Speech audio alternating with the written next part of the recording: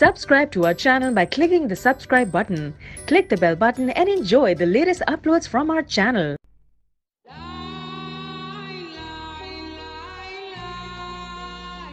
अस्सलाम वालेकुम दोस्तों, मैं उस्मान, आप दे रहे हैं उस्मान ऑफिशियल टिप्स। उम्मीद करता हूँ कि आप सब अल्लाह ताला के फजल करम से खैरियत से होंगे। दोस्तों, सर्दी में या गर्मी में किसी भी वक्त आपको खांसी होती है, एक खांसी होती है तर और एक होती है खुशक खांसी, अगर जिसको अक्सर आम ज़ुबान में धसका भी कहा जा सकता है।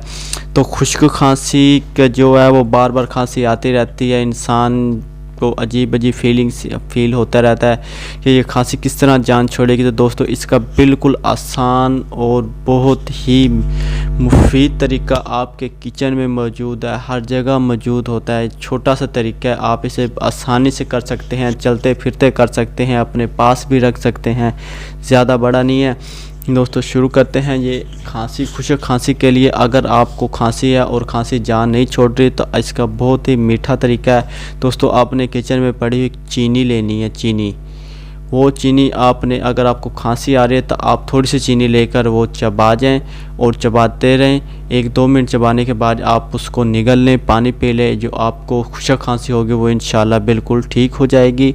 तो दोस्तों, ये छोटा सा तरीका है, आप इसको इस्तेमाल करें, आपको बहुत ज़्यादा फ़ायदा होगा।